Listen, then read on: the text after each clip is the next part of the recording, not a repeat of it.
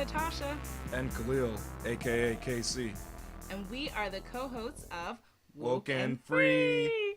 Thank you for tuning in to our 4th episode of Woke and Free. We are so excited that you're here to join the conversation. And if you've been with us for the past couple of weeks, you know that Woke and Free is all about being real and honest with each other and you. And we are talking about everything and anything that's important to us, to you, and the world. And guess what? Nothing is off the table. In this episode, we wanted to address a very fascinating topic. So a friend of mine on Facebook posed a question that I knew needed to make its way to Woke and Free. She asked a question from her friend that pretty much said, do we need permission from our loved ones to make drastic changes to our own bodies? Yes, you heard me correctly, permission.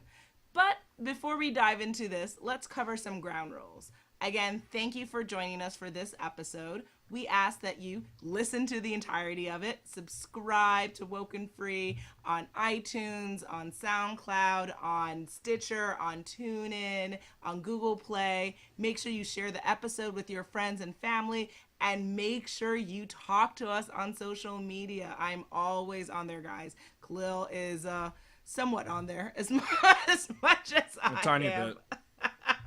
But you will definitely find us both on Facebook, Instagram, Twitter, and YouTube as well. So every week we like to share a little bit about us before we dive into the topic. Last week we shared our superpower that we'd want. This week we'd like to share something that we do in a certain scenario. So if we were trapped on an island, we had to choose what are 3 songs and 3 foods that we'd absolutely have to have. Me personally, I'd have to have steak, cognac, and croissants as my food choice. My songs that I'd like, Better Off Alone by Alice DJ. That's my favorite techno song.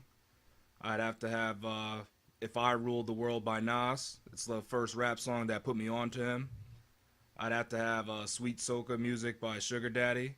This song is a soca twist on the song called Bittersweet Symphony, which I really like as well. So having this song gives me my soca fix, and it also reminds me of the original song, which is really great, by the way, and you should listen to it. Tasha, you can tell us what would you do in that scenario. Okay, I really like your choices of music. Very diverse, very interesting. Definitely knew country wasn't making its way there. Never.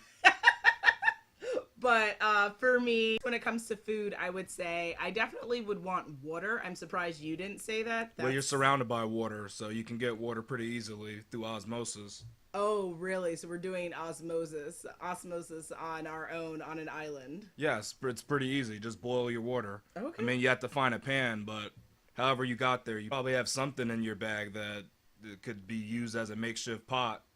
Okay, all right. Well, I don't know. I'm still gonna stick with water. So water is my first thing. I need anything sugar. So we're talking Skittles. We're talking just straight out sugar, mint, anything sugar. I'm all about it. And then of course keeping it classy, chicken wings, specifically fried. Wow. Yep. So those are my 3 choices for food.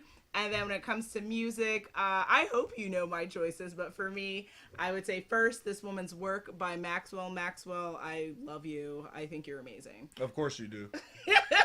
So there's that. If I Could Turn Back Time by Cher. Again, Cher, I love you. Amazing. And then third, Hello Drake and Wizkid. Love the summer song Come Closer. So dope. I'm not sure what song that is actually. Oh, even though I listen to it 12 times a day. Okay, yeah, you're gonna have to show that to me later, because I actually don't remember that one. Okay, all right, he's playing games, guys. But we'll keep it moving as you think about your own 3 food choices and 3 songs that you'd have to have if you were stuck on an island. Hopefully not, but if you do, just, preparation, guys.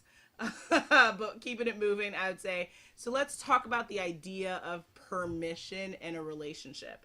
When we are talking about this idea, we're really talking about the idea of boundaries in relationships. And again, this is woke and free. So what does that mean? We have to get a little educated on the subject. So if you go to psychcentral.com, associate editor wrote about the psychologist Leslie Becker Phelps, who pretty much talked about what are healthy boundaries. And she says that Healthy boundaries include everything from speaking up when you think you're being disrespected or advocating for yourself to have more time to do your own interests. And I absolutely agree. I think boundaries are a must, but permission, this idea of asking someone else to be able to do something to your body, that's a different concept. And actually, in another article written by Catherine Dietz, who's a healthy relationship coach, that in the article Waiting for Permission from Your Partner, she says, let's get real here. No one else needs to let you do anything.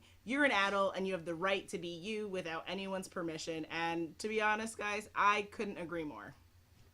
Yeah, keeping on the subject of being an adult and asking a permission, I really think asking permission only exists in two types of relationships. The one is between a child and parent, and the other is between a student and teacher.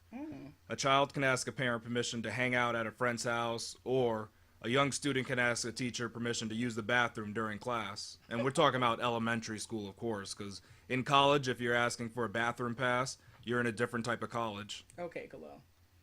So my point is being that asking permission should only happen between a young person and an elder. It doesn't make sense for a couple to have to ask permission to do something, because it's not about one partner ruling over the other. It's good to ask each other advice on things, but requesting to do something seems a little bit overbearing to me. I agree. I agree. So, what are healthy boundaries in relationships? This differs depending on the type of relationship that each person in the relationship needs to express. Everyone is different and might feel that it's okay to grind on another person, even when you're in a relationship, but that's kind of suspect to me. I mean, if you're a person that wants to do that, you probably should let your partner know, because your partner's not going to agree with you most likely. It might be something that you have to actually change to remain in that relationship. It's good for each person to know what's acceptable in the relationship, because most of us are not telepaths. Very true. I think the point that you're making is really speaking to the fact that you have to have ground rules. Every relationship has its own set of rules and boundaries for all parties involved. We're not even just sticking to monogamous relationships. Whatever type of relationship you're in, you have to set what the rules are, and you can't be a mind reader, so you have to be transparent if you want everyone to be on the same page and that there are no surprises. Some people don't mind the drama and are all about that, kind of scandal approach to life, but if you're not, it's easier to just set the boundaries, know what each party wants, and to be honest, the want list will grow, because for us, even after 13 years being together, our relationship has definitely evolved and grown than when it started, right?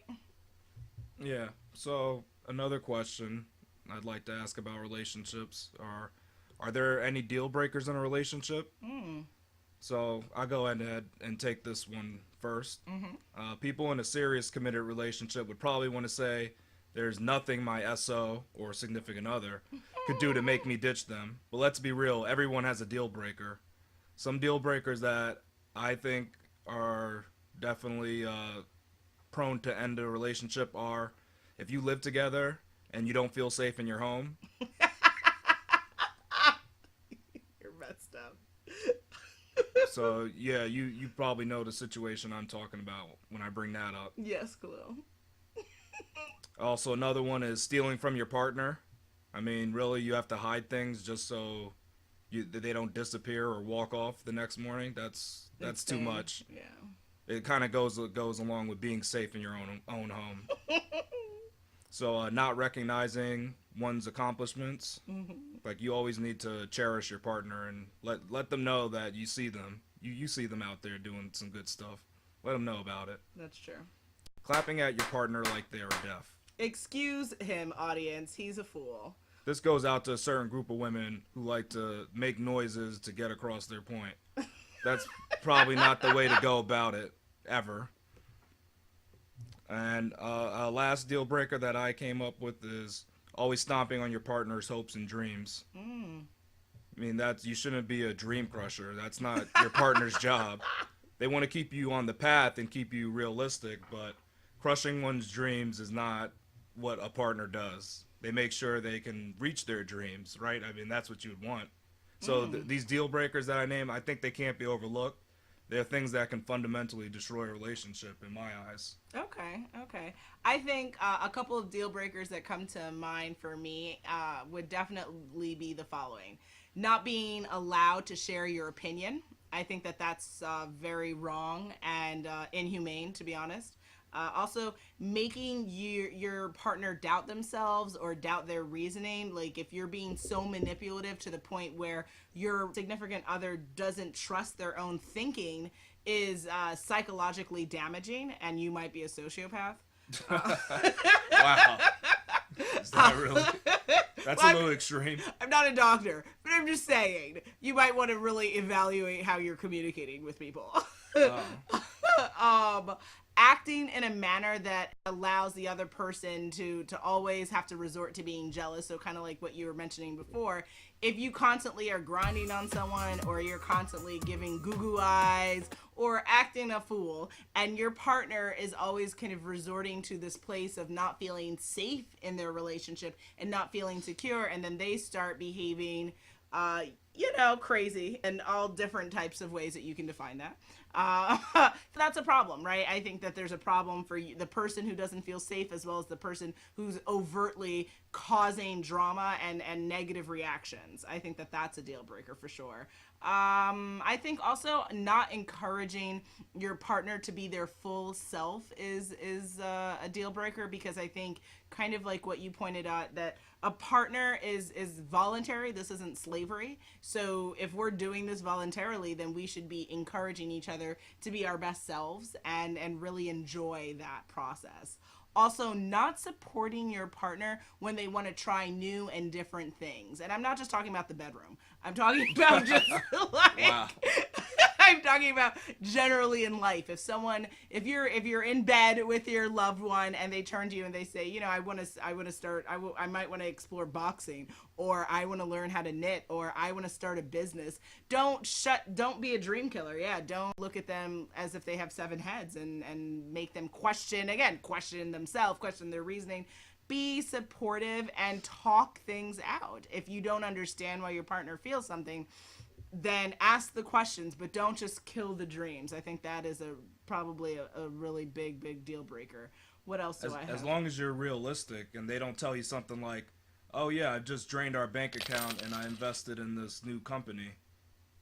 Yeah, you have to be reasonable. You have to make good choices, and you have to think as pragmatic as you can, but you also have to believe in your partner, and you have to weigh your pros and cons for every decision you make. And then also I would just say, just generally, just not helping your partner evolve and grow. I think it's weird when people tell me they're growing and they're going this different direction in their life, and their partner isn't with them on that. To me, that seems like a dream killer, and definitely that's a situation where they're not making you your best version of you, and so that's a deal breaker. So what do you do when you are not on the same page with your partner? At some point, you need to address the issue, because sooner or later, it's going to come up, and if you let it fester, it can become an even bigger issue than originally. Maybe your SO went and hung out with their ex and got home late that evening. If you don't talk about how that made you feel, it could come out later where you explode at them and even try to use that in another situation against them. That's not cool. That's not woke. You need to get this out of your system before it becomes a real problem. Okay. So like I said earlier, there's a consequence for every action and inaction that we take, and I couldn't agree more with you. So if you're not on the same page with your partner, you have to ask yourself essentially a series of questions. Why don't they agree with you? Have they shared reasonable and fully thought out arguments and statements that you can consider for your decision? Are you willing to deal with the consequence of moving forward on this decision? And are you willing to deal with the consequence of not moving forward? Have you truly weighed the pros and cons for your decision? And in the end, you're going to have to live with this decision, and your partner is going to respond how they're going to respond. So it's all about figuring out, doing essentially the math for the situation, and making it come to a head. Like you mentioned, you have to deal with things in relationships. Unfortunately, you cannot shove your head in the sand and hope that it gets better, because otherwise you'll just live 40-50 years of regret. And believe me, I've met women and men who've felt that way, and it's really sad and unnecessary. So I would say the next thing I wanted to actually address, which was kind of a continuation of this permission idea, was in the conversation that my friend posted on her timeline, as people were responding as to, no, girl, you don't need permission, or yes, you should be submissive to your man, dot, dot, dot. What I thought was very interesting, where there were several references to the fact that if you're talking about permission, that you should be also living your marriage in accordance to the Bible, the Christian Bible. And I then wanted to pose this question to us all about, regardless of what religion you practice, how are people managing their religious suggestions for how to manage their relationship with their own intentions for the relationship they have? And I think that this is a very complex issue, because you have different religious groups that have different rules and guidelines, as well as your own belief systems and your own intentions that you want to apply to your marriage. So how do you marry the two? How do you kind of figure out what you're going to do and what you're not going to do? And not to mention that there are, in addition to these religious texts, these are interpretations of these religious articles and documents that are at play here. So there's a lot going on. When I did a little bit of research to be woke and free, of course, I thought it was very interesting that most of the resources that said that religion was good and healthy for a relationship was from a religious organization, actually. And they kind of spouted to the fact that, people in marriages that are very religious, they have a less chance of divorce. They have a more fulfilling approach to how they feel in their marriage. It was kind of self-fulfilling. But Khalil, what do you think about that?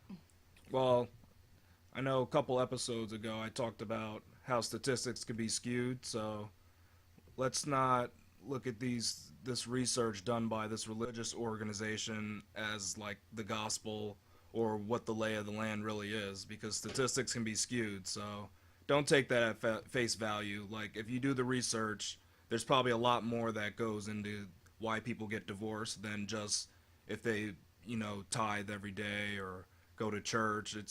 There's a lot more that goes into marriages. Like, we already know that just by discussing some of the topics that we went over today, in terms of like relationships, how do they break up, or like how can you keep a relationship strong. I mean, there's a lot more that goes into it besides religion. So I don't think having just a strong religious tie is going to help your relationship. Maybe it gives you a common connection. I mean, that's the one thing that's the one benefit I could see from it. But other than that, I'm not seeing the biggest benefit that religion can have on the relationship. I mean, you can come up with things on your own that like we just like I said, that we were discussing before on how to make your relationship strong. So I don't think religion is the key to that. Okay. So now, practically speaking, let's go through some examples. So I'll do one, right? Okay. So say I wanted to have a boob job. Woohoo! This is hypothetical. I'm very happy with my girls, but say I wanted to do something with my girls, and your opinion would be? I'd be totally against that, because I'm not for inserting silicone implants anywhere on the body. Interesting. Okay. Now, so we're a married couple. How do we work through this example? So you got to look at it from a couple of points.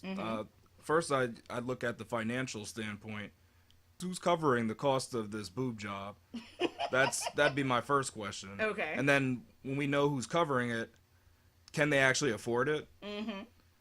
Next thing is what are the risks of getting this boob job? Like, how will it affect you medically? Like, will there be some risk in the future that it can cause breast cancer? I mean, these are serious issues. So, and then the third thing is probably more like vain, but how's it really going to make you look? Is it going to kind of throw things off and have people look at you different and say, that's not the real you? Like, what did you do? Is it going to turn people away, like people that know you? Is it going to garner new sort of attention? I mean, these are a couple things I'd want to have discussed. Okay. So those are all interesting points. I think that, if in reality, if I really did want a boob job, I would have to weigh those thoughts and kind of arguments that you've thrown my way, and then we'd have to go back and forth. But ultimately, would you say, if I did want to move forward with that, again, should people be asking permission for that? Well, no, that's not a permission. Now Mm-hmm. that comes down, if it comes down to it, and you both can't see eye to eye on it, and Mm-hmm. one partner says no, you can't do that, or Mm-hmm. no, I really don't want you to do that, Mm-hmm. and the other person says I'm gonna do it regardless, Mm-hmm. then this comes down to your deal breakers. Was that a Okay. deal breaker? Body, I don't want to say, Changes. yeah, let's say Mm-hmm. body changes, or is radical body changes part of your deal breakers? If it is, then you can bring this up to your partner that, hey, if you do this, I don't really know if we can stick together. So that's an ultimatum then. Yes. Mm. And you agree with ultimatums then? Yes, I agree with that. There it is. I think that life is very complicated. I understand why someone would want to arrive at a ultimatum, but I think that at the end of the day, if it is a deal breaker for someone, then someone has to say that. But I would preface that by saying that then that should have been said, hopefully before the vows were exchanged, right? Because it's always easy to say after the fact, oh no, you can't do this. But like, where was that when you all were dating? Like on date 3, that should have been discussed. But some issues are hard because if someone decides they want to become a liger, it's like, I didn't even know that lions and tigers could mix and become ligers. True. And now you, the human, wants to be one? That's pretty strange. I don't know who would bring that up. You were gonna So have, if yeah. you have these really extreme situations, I mean, who is going to bring that up before marriage? That's the thing. So then that then leads to the question, when thinking about marriage, making sure that you've laid out as much as you can about asking people critical questions and also divulging as much of who you are so that it is clear. But you are right. There's certain desires and wishes and wants that will evolve as you evolve as a person. And hey, if you want to be a liger, ligers are us, right? Like, do you and have fun. Careful, I don't know what you're eating, but You're catching mice and small little rodents. I mean, we do have a rodent problem in like the New York City trains. Maybe that's good. Yeah, but then you could just become a cat. I mean, I think they are. They're becoming a big cat, right? So it's different. I think Liger's a little scarier though. Okay, all right. What about you? Do you have another scenario that we could share with the audience? What about a scenario that your partner wants to travel to, let's say, Cancun on spring break, but they don't want you to come along, and they're going, with some buddies, and you really don't want you don't want your partner to go because when your partner hangs with his buddies, he gets a little wild and kind of loses control, and you tell him that, hey, I really don't want you to go. What do you do if he says he's going either way? Ah, interesting. So that I think applies to a lot of people, right? So, and it could go the guy way or the girl way. Yeah, or the girl way. I would say the best way to handle that situation would be to not necessarily give an ultimatum where, like, you say, if you go on the trip, we're over. I think that there's more options before arriving there. I would say the best way to handle that would be to, if you are gonna go, then you can't get maybe as drunk as you normally would, or as lit as you normally would, because you're going to endanger the relationship you have. And so if the person thinks that spending time with their friends and being buck wild is more valuable than having the consistency of that relationship and what they get out of that relationship, then you're going to need to mind how you behave when you're away, so that you don't just kind of muck up everything. That's what I would say would be the best way to handle that, because if he's going no matter what, or she's going no matter what, then she's going to have to mind her behavior, right? Because the other person's not going to change their opinion about the trip. So then you either change the opinion about something or change behavior. So that person on the trip is going to have to change their behavior. Yeah, I mean, I guess that's the best you could really hope for, is that the person changes their behavior, because they're going to go either way. And technically they don't have to ask your permission to Of go. course not, So right? as long as they do right and they try hard to not mess up, you really got to give them the A-OK, and give them the benefit of the doubt that that person's going to be okay and they're not going to make a mistake. And also, she could also just travel and just spy on him, maybe. Yeah, I mean, she could do that. She could hire a PI, things like that. Because then she won't get caught in the act, spying. True. No, that's not healthy, ladies. That's not the course of action to take. We're just gonna think positive thoughts and again make sure that the person understands what are deal breakers that can occur on this trip. And so the person's going to have to mind their manners and act correctly. So now I think we are coming up to the closing of this episode. We have so much fun. It just ends so quickly. I can't even.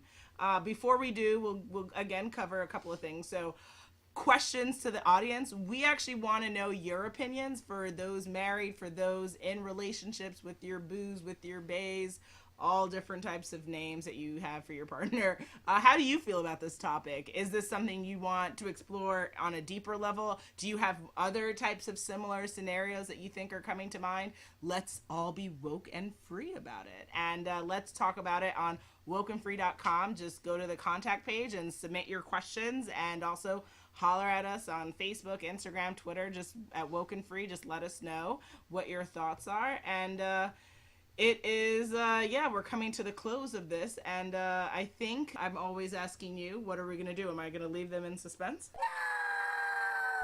On our next episode, we're continuing the conversation about couples.